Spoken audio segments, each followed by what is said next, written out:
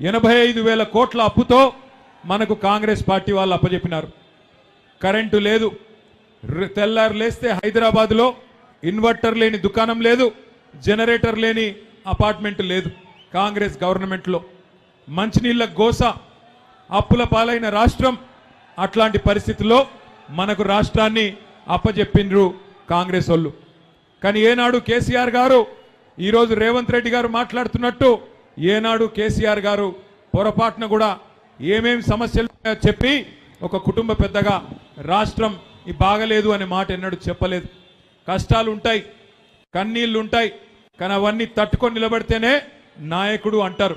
అందుకే కేసీఆర్ గారు మొదటి రోజు నుంచి ఒకటే లక్ష్యం పెట్టుకున్నారు. ఎన్ని కష్టాలున్నా, ఎన్ని రకాల సమస్యలున్నా ఒక్కొక్కటిగా వాటిని పరిష్కారం చేసుకుంటూ ముందుకు పోవడమే లక్ష్యంగా పెట్టుకొని మరి 10 ఏళ్లలో ఎక్కడ ఉన్న రాష్ట్రాన్ని ఎక్కడకు తీసుకొచ్చినారో ఒక్కసారి గుర్తు తెచ్చుకోండి. మనం ఆ రోజు రాష్ట్రం ఏర్పడ్డ నాడు మన రాష్ట్రంలోని తలసరి ఆదాయం ₹1,00,000 మాత్రమే. మన రాష్ట్రంలో 2023లో భారతదేశంలోనే నెంబర్ 1 రాష్ట్రంగా మన తెలంగాణను ₹3,87,000 తలసరి ఆదాయంతో తయారు చేసింది కేసీఆర్ గారు. కరెంటు లేని రాష్ట్రంలో 24 గంటల కరెంటును తెచ్చింది కేసీఆర్ గారా కాదా? కేసీఆర్ గారు వచ్చినాకనే కదా కరెంటు సమస్య పోయింది. నేను చెప్పేది కరెక్టేనా? కరెంటు సమస్య పరిష్కారం చేసి, మంచినీళ్ళ సమస్య పరిష్కారం చేసి, గ్రామాలలో చెరువులు బాగు చేసి, గ్రామాలలో గోదావరిని, కృష్ణను అక్కడి నుండి నీళ్లు తీసుకొచ్చి వ్యవసాయాన్ని బాగా చేసి, హైదరాబాద్లో ఇగో ఇట్లాంటి షేక్పేట ఫ్లైఓవర్ లాంటి ఫ్లైఓవర్లు ఒకటి కాదు, 2 కాదు, 42 ఫ్లైఓవర్లు, ఇగో ఇట్లాంటి షేక్పేట లాంటి బ్రిడ్జులు 42 ఫ్లైఓవర్లు కట్టి హైదరాబాద్లో ఇక్కడ అభివృద్ధి, పల్లెలలో అక్కడ అభివృద్ధి చేసి మొత్తానికి మన రాష్ట్రాన్ని భారతదేశంలో నెంబర్ 1గా నిలబెట్టింది కేసీఆర్ గారు.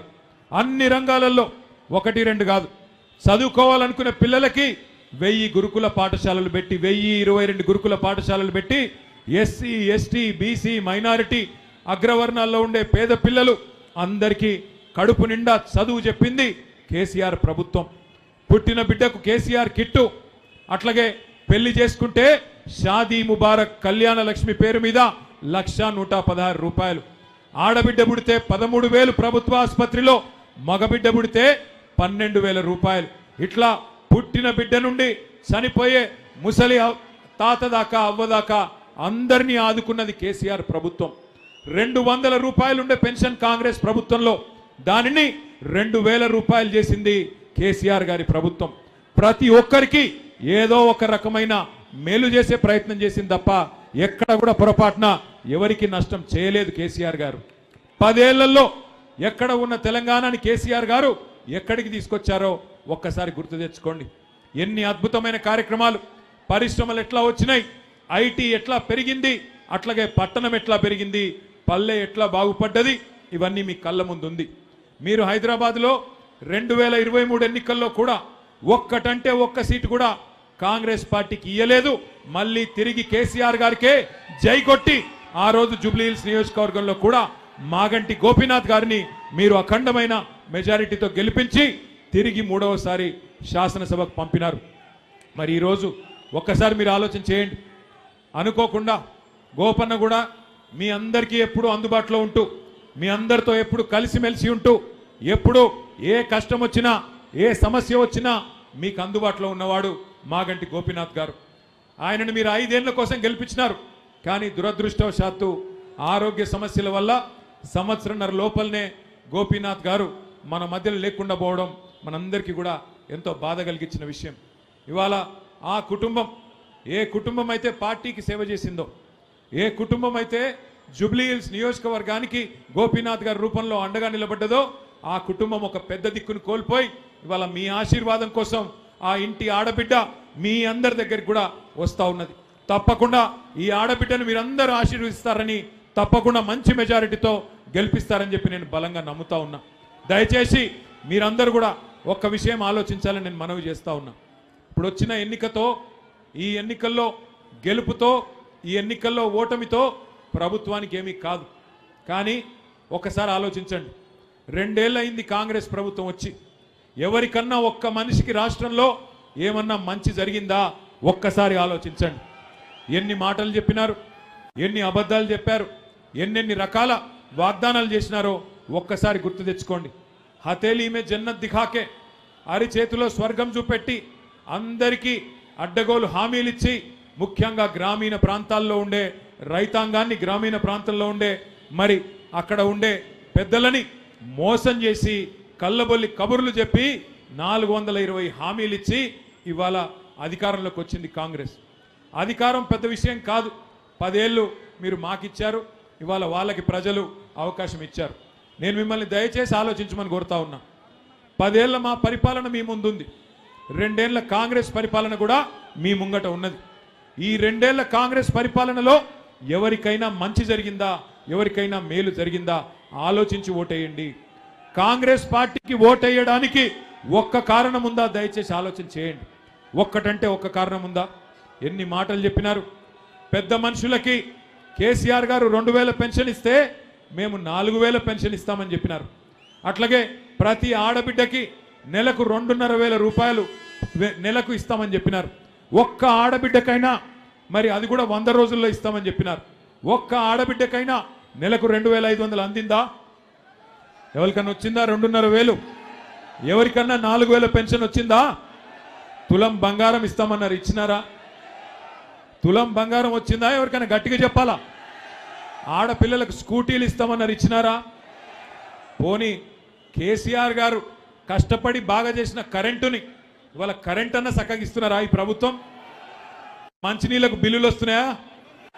కేసీఆర్ గారు ఉన్నప్పుడు 20,000 లీటర్లకు ఫ్రీ వాటర్ ఇచ్చిండు. హైదరాబాద్లో 20,000 లీటర్లు ఫ్రీగా ఇక్కడ ఉండే పేదలకు ఇచ్చిండు. ఇవాళ ఈ ప్రభుత్వం వచ్చినాక బిల్లులు వస్తున్నాయా? వస్తున్నాయా లేవా? ఇవాళ కేసీఆర్ ఫ్రీగా ఇచ్చిన నీళ్లు కూడా ఇచ్చే తెలివి లేదు, ఇచ్చే ముఖం లేదు వీళ్ళకి. కరెంట్ ఇచ్చే తెలివి లేదు, నీళ్ళు ఇచ్చే తెలివి లేదు, పేదలకి పథకాలు ఇచ్చే తెలివి లేదు, కనీసం కేసీఆర్ గారు ఇచ్చిన పథకాలు కొనసాగించే తెలివి కూడా లేదు. కేసీఆర్ గారు ఎన్నడూ పేరు మీద, మతం పేరు మీద రాజకీయం చేయలేదు. పేదవాళ్ళు ఏ కులంలో ఉన్నా, ఏ మతంలో ఉన్నా మంచి చేయాలని ఆలోచన చేసినారు. ఒకసారి గుర్తు తెచ్చుకోండి. బతుకమ్మకు కేసీఆర్ గారు ఉన్నప్పుడు చీరలు వస్తుండేనా? ఒక్కసారి చీరలు వస్తున్నాయి అన్నటోళ్ళు చేయలేవట్టాలి. బతుకమ్మ కేసీఆర్ ఉన్నప్పుడు చీరలు వచ్చినాయా? ఇలా కాంగ్రెస్ వచ్చినాక చీరలు వస్తున్నాయా? కేసీఆర్ గారు ఉన్నప్పుడు రంజాన్ తోఫా వస్తుండేనా లేదా? केसीआर साहब जब थे रमजान का तोहफा आता था कि नहीं आपको? आज मिल रहा आपको रमजान का तोहफा?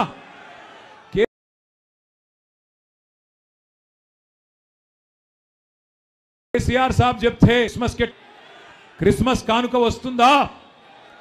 केसीआर साहब जब थे हुकूमत में केसीआर किट देते थे, आज केसीआर किट मिल रहा क्या आपको? आपके बच्चों को केसीआर किट मिल रहा क्या आपको? 2 साल में एक वादा नहीं निभाए, एक भी स्कीम ढंग से अमल नहीं करे, क्या मुंह लेके फिर वोट मांगने आ रहे कांग्रेस वाले? हमें तो नहीं समझ आ रहा। मुझे एक छोटा सा जुमला याद आ रहा है,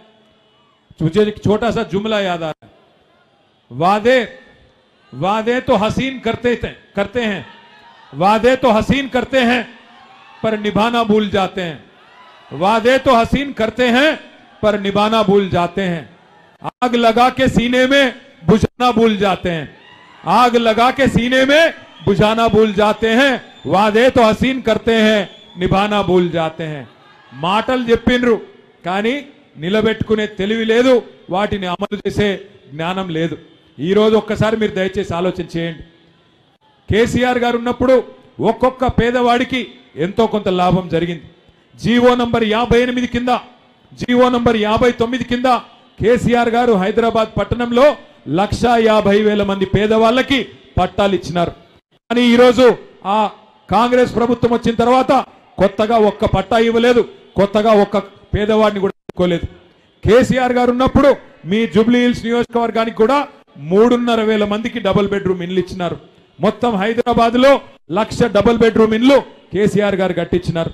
మరి నేను అడుగుతా ఉన్నా, కాంగ్రెస్ ప్రభుత్వం వచ్చినాక ఒక్క ఇల్లన్న ఈ 2 ఏళ్లలో కట్టినరా?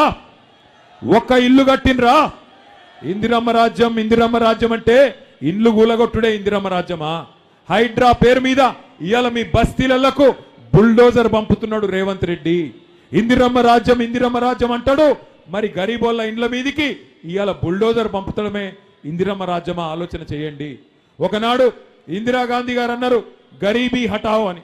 ఇప్పుడు రేవంత్ రెడ్డి గారు అంటున్నారు గరీబోంకో హటాओ, గరీబోంకో బేదఖల్ కరో, గరీబోంకో బేఘర్ కరో. అంటే ఇల్లు లేకుండా బయటికి మెడలు పట్టి నూకుతున్నాడు రేవంత్ రెడ్డి గారు. కేసీఆర్ 1,00,000 డబుల్ బెడ్రూమ్ ఇల్లు కడితే రేవంత్ రెడ్డి గారు 2 సంవత్సరాలలో కొన్ని వేల పేదల ఇండ్లు నేలమట్టం చేసిండు.